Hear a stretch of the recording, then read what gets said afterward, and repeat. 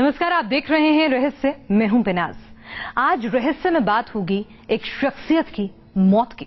वो इंसान जिसने हिंदुस्तान की गुलामी के खिलाफ एक लंबी लड़ाई लड़ी, अंग्रेजों के छक्के छुड़ा दिए और फिर अचानक ही गुमनामी के अंधेरे में गुम हो गया, खो गया। हम बात कर रहे हैं सुभाष चंद्र बोस की और आज हम करेंगे नेताजी की ही मौत की पड़ताल। जैसे एक जीता जागता और चलता फिरता इंसान अचानक ये गुम हो जाए, जैसे एक हवा से बातें करता जंगी जहाज मंजिल तक पहुंचने से पहले ही लापता हो जाए। ऐसे किस्से धरती पर या तो होते ही नहीं या फिर उसमें छुपी होती है कोई साजिश, कोई चाल। कहते हैं कि हर साजिश अपने पीछे कोई ना कोई निशान छोड़ जाती है। वक्त के साथ गहरी से गहरी चाल भी उजागर होती जाती है, लेकिन हिंदुस्तान में एक घटना ऐसी घटी जिसके साथ ऐसा कुछ भी नहीं हुआ। एक इंसान जो आज भी करोड़ों लोगों की आंखों में बसा है, वो अचानक ही लापता हो गया, गुम हो गया, खो गया, या फिर यूं कहें कि न जाने कहां गया। वो हिंदुस्तान में करोड़ों लोगों का जाना पहचाना चेहरा है, जिनका नाम है सुभाष चंद्र बोस, यानी नेताजी। जिनका हिंदुस्तान से आखिरी सफर शुरू हुआ पश्चिम बंगाल की राजधानी कोलकाता से। कोलकाता, जहां पहुंचकर हर सांस में जिंदगी और जिंदादिली का एहसास होता है, जहां सर्दियों का स्वागत मां दुर्गा की पूजा और आराधना से होता है। बदलते मौसम में ये महानगर दुर्गा पूजा में ऐसा रंगता है दुनिया के सारे रंग फीके पड़ जाएं। कहते हैं कि इस रंग रंगीले शहर को देखकर मिर्जा गालिब की जुबान से अचानक ही निकला था। गालिब ने कहा था, कोलकाता शहर दुनिया का वो इकलौता शहर है जो 100 साल आगे भी जीता है और 100 साल पीछे भी। इस शहर में जादू का ये खेल कब से चला आ रहा है, कोई नहीं जानता। कोलकाता जादू जानता है और दुनिया कोलकाता के जादू को जानती है। लेकिन कोलकाता की ही गली में एक जादूगर ने ऐसी बिसात बिछाई कि हर कोई उलझ कर रह गया। ये बात 73 साल पहले की है।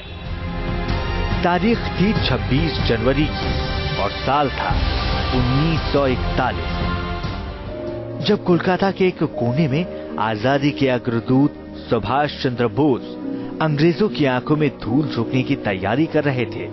जो साम्राज्यवाद का विरोधी है वो अंग्रेज हुकूमत का भी दुश्मन हुआ ना, और यही कारण है रूस हिंदुस्तान को आजाद करने के लिए एक क्रांतिकारी फौज बनाने में हमारी जरूर मदद करेगा। जिन्हें पूरा हिंदुस्तान प्यार से नेताजी कहता है, उनसे अंग्रेजी हुक्मरान थर्राने लगे थे।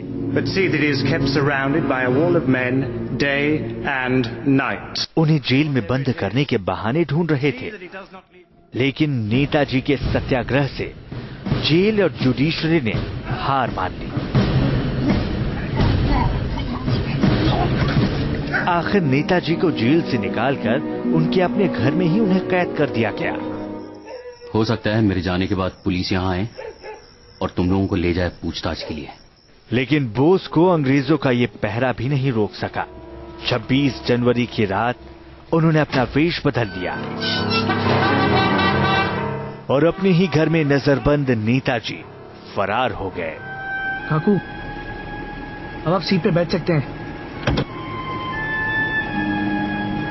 अब 26 जनवरी को गणतंत्र दिवस मनाया जाता है, लेकिन आजादी से पहले ठीक इसी दिन कोलकाता के अपने घर से नेताजी सुभाष चंद्र बोस गायब हो गए थे। बाहर पहरेदार थे, लेकिन उनको इस बात की भनक तक नहीं लगी कि नेताजी ने न सिर्फ कोलकाता छोड़ दिया, बल्कि इस देश से भी वो बाहर चले गए। कोलकाता से वेश बदल कर निकले नेताजी पहले काबुल पहुंचे और वहां से सोवियत संघ की राजधानी मॉस्को पहुंचे। फिर अप्रैल 1941 में सुभाष चंद्र बोस जर्मनी पहुंच गए। जर्मनी तक पहुंचते पहुंचते सुभाष चंद्र बोस का नाम बदलकर ऑरलैंडो मजोटा हो चुका था। Subhash Babu, Orlando Mazzotta. Yes yes your excellency. और उन्होंने बर्लिन में बाकायदा एक दफ्तर तक खोल लिया। पहली बात तो यह है वो अखंड भारत के पूर्ण स्वाधीनता में विश्वासी थे। ये पूर्ण स्वाधीनता का माने है राजनैतिक स्वाधीनता, अर्थनैतिक स्वाधीनता और सामाजिक स्वाधीनता। You will be pleased to know that we actively considering your memorandum. जिसके बाद शुरू हुआ आजादी के इस सेना नायक का mission. What I want immediately is recognition of India as a free nation by the Third Reich. Netaji ने जर्मनी में आजाद हिंद फौज का गठन किया,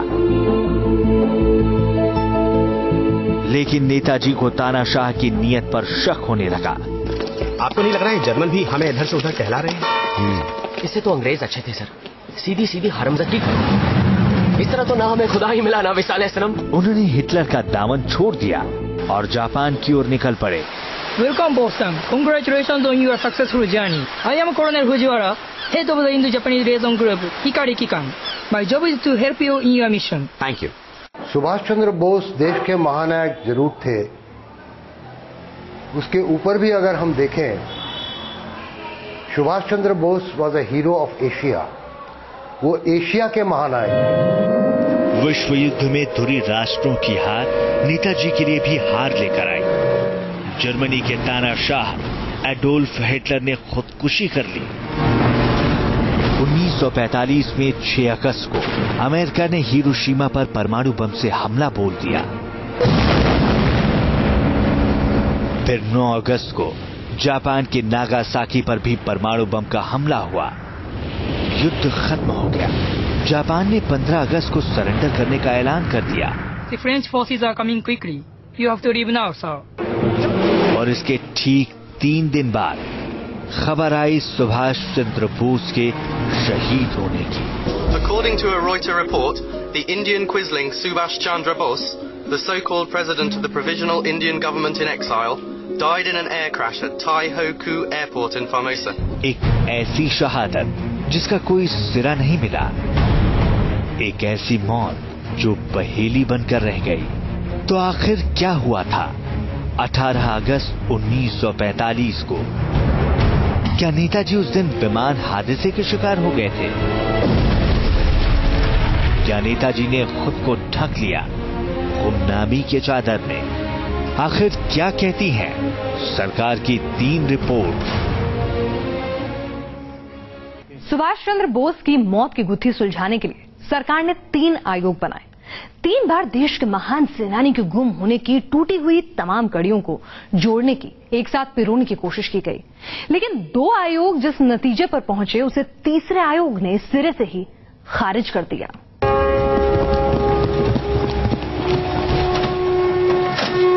अंग्रेजों के इरादों का पता चला तो नेताजी चुपचाप हिंदुस्तान छोड़कर निकल गए। जर्मनी में जब हिटलर के मंसूबों की भनक लगी, Germany and India have the same enemies, Britain and Russia. तो चुपचाप जापान रवाना हो गए।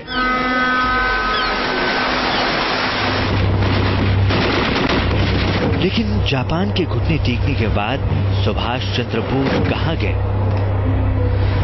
इन्हीं सवालों की पड़ताल के लिए आजादी के 2 दशक के अंदर 2 आयोग बने।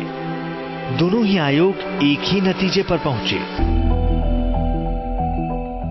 1956 की शाहनवाज खान कमेटी। ये वो वक्त था जब देश के प्रधानमंत्री थे पंडित जवाहरलाल नेहरू और देश में सरकार थी कांग्रेस की, उसी कांग्रेस की जिससे नेताजी अपना नाता तोड़ चुके थे, अंग्रेजों के खिलाफ रास्ता पकड़ चुके थे। लेकिन उसी कांग्रेस की सरकार ने 1956 में सुभाष चंद्र बोस की मौत की गुत्थी सुलझाने के लिए शाहनवाज कमेटी का गठन किया। इस कमेटी ने अपनी रिपोर्ट में कहा कि सुभाष चंद्र बोस की मौत ताइपेई में विमान दुर्घटना में हुई थी।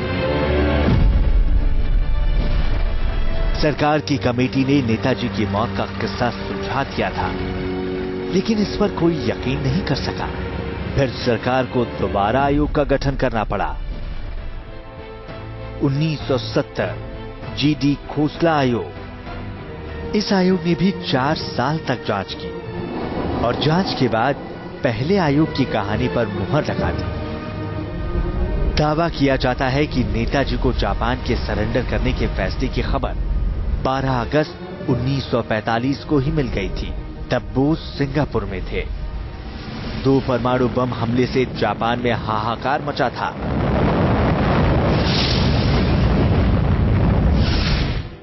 लेकिन नेताजी ने उम्मीद नहीं छोड़ी थी।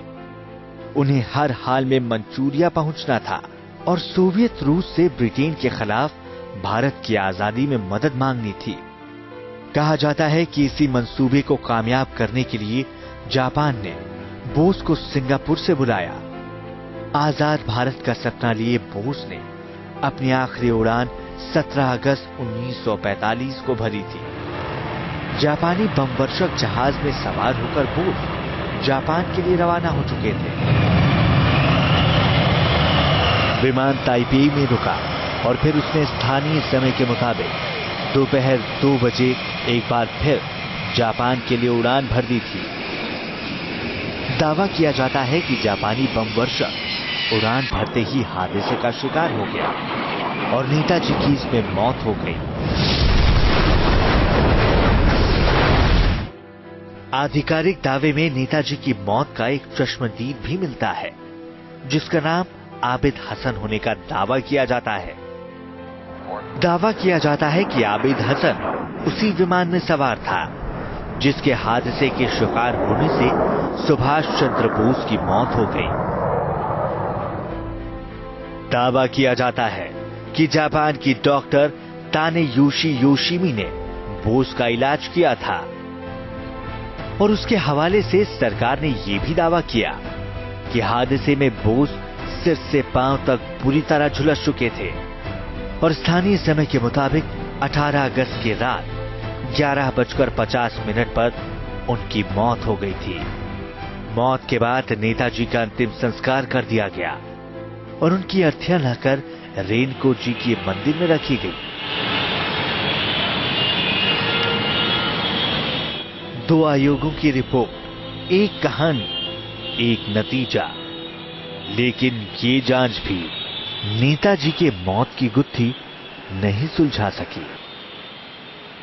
हैरानी की बात यह कि दोनों आयोगों ने ताइपेई का दौरा करने की जहमत तक नहीं उठाई, जहां पर नेताजी के विमान के हादसे के शिकार होने का दावा किया जाता है।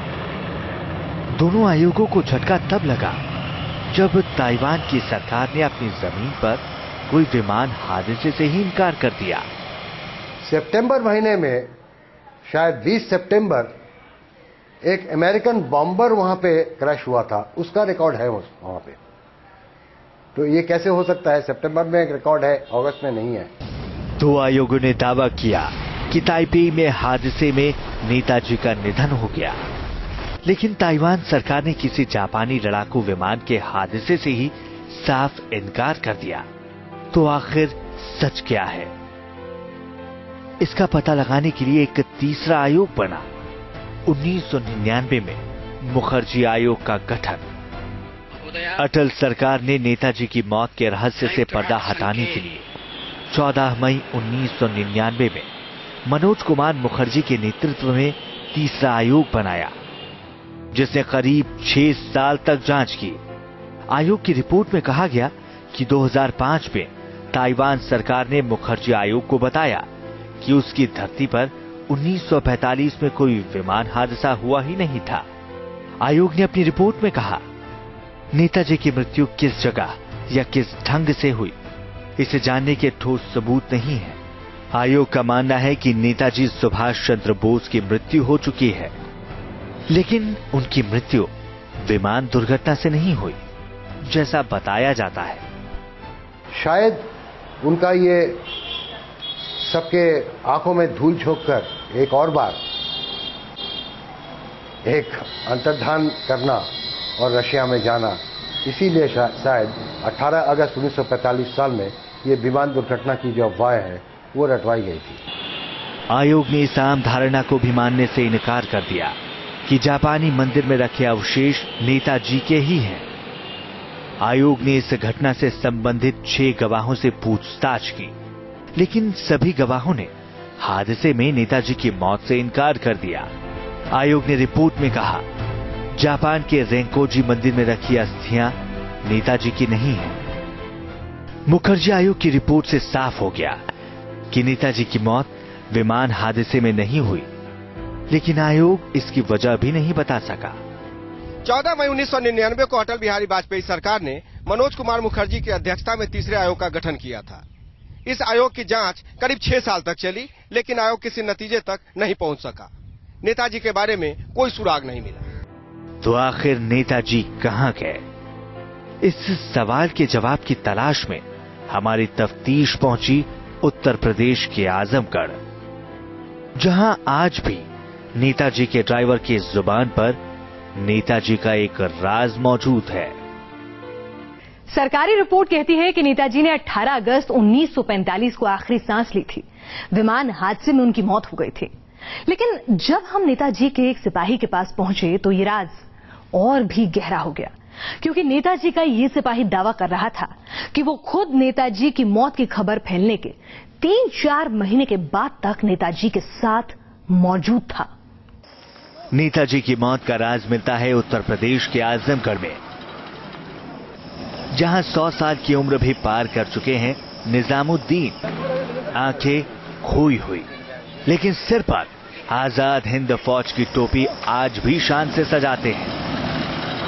निजामुद्दीन का दावा है कि वो भारत की आजादी के सपने में नेताजी के साथ ही रहे, जिनकी जिंदगी नेताजी से जुड़े किस्से बताने में बीती है और नेताजी की मौत की खबर को खारिज करने में ही गुजरी है। पिताजी ने मुझे शुरू से आखिर तक हर बात बताया। मैं छोटा सा था, लेकिन कहानी तरह पिताजी से मैं पूछता रहा और पिताजी मुझे बताए। वो विमान हादसे की सब सारी बातें झूठ है। उसके बाद पिताजी ने नेताजी को बर्मा में नदी पे छोड़े, बोट पे बैठाए, जहां जापानी ऑफिसर भी उनके साथ बहुत लोग थे। आजमगढ़ में रहने वाले निजामुद्दीन दावा करते हैं कि ये आजादी के आंदोलन में नेताजी के ड्राइवर बनकर साए की तरह साथ साथ रहे, पग पग पर उनके साथ चले। और इनका दावा है कि इनके नेता की विमान हादसे में मौत हो ही नहीं सकती, क्योंकि बोस उस विमान में सवार ही नहीं थे। दावा ये भी है कि नेताजी की मौत की खबर फैलने के 3-4 महीने बाद खुद नेताजी को लेकर थाईलैंड के बॉर्डर पर पहुंचे थे और उन्हें कार से छोड़ा था। विमान में हादसा हुआ। हमने गए सितांगपुर पर ले गया, जहाँ बोट के ऊपर वो लोग बैठते हैं, जापानी ऑफिसर हैं, 2-3 आदमी अपन इंडियन भी है। अगर बोस विमान हादसे के शिकार हो गए तो आखिर निजामुद्दीन की कार में सवार शख्स कौन था? अगर 18 अगस्त 1945 की रात बोस ने आखिरी सांसें ली तो निजामुद्दीन ने थाईलैंड के बॉर्डर पर किसे छोड़ा था? अगर ताइपे में सुभाष चंद्र बोस की मौत हो गई थी तो ताइपे म्यूनिसिपैलिटी के रजिस्टर में किसी की मौत दर्ज क्यों नहीं हुई? इस पहेली ने बोस की गुमशुदगी को और उलझा दिया और 18 अगस्त के बाद सामने आए बोस को देखने के कई दावे। सुभाष चंद्र बोस की मौत की खबर फैलने के बाद लोगों को यकीन करना मुश्किल हो गया। शायद यही वजह है कि मौत की तारीख के 40 साल बाद तक नेताजी जिंदा तो रहे, लेकिन अफवाहों में। कोलकाता की एक महिला ने ये कहकर आयोग को चौंका दिया कि बोस की मौत नहीं, हत्या हुई थी। सेरामबन में उन्हें फौज की ट्रेनिंग के दौरान अरेस्ट किया गया था, फिर सिंगापुर के जरिए दिल्ली लाया गया और इसके बाद अंग्रेजों ने 15 अगस्त 1945 को उनकी लाल किले के सामने हत्या कर दी थी। दावा किया गया कि 1964 में नेताजी देहरादून में संत के वेश में दिखे और खबर फैलने के बाद गायब हो गए। देहरादून में ही उनकी मौत भी हुई, लेकिन इस दावे का भी कोई ठोस प्रमाण नहीं मिल सका। मुखर्जी आयोग के सामने कुछ लोगों ने दावा किया कि नेताजी कोई और नहीं, फैजाबाद में रहने वाले मौनी बाबा थे। सुभाष चंद्र बोस ने जब कोलकाता में अपने घर पर लगे पहरेदारों को चकमा दिया, तो चकमा देने के अंतहीन सिलसिले की शुरुआत हुई। No, sir. Tomorrow, next week, Saigon not safe for you. लेकिन ये भी कोई नहीं जानता, जापान ने नेताजी की मदद की भी थी या साजिश रची थी, क्योंकि इसके बाद जो सामने आया वो थे उलझे हुए किस्से। नेताजी की मौत की सच्चाई कब खुलेगी कोई नहीं जानता, लेकिन यह भी तय है कि जिस दिन इस रहस्य से पर्दा उठेगा उस दिन कई सफेदपोश, कई मुल्क बेनकाब हो सकते हैं। तो आज के इस शो में बस इतना ही, लेकिन देश और दुनिया की हर खबर के लिए देखते रहिए न्यूज़ नेशन।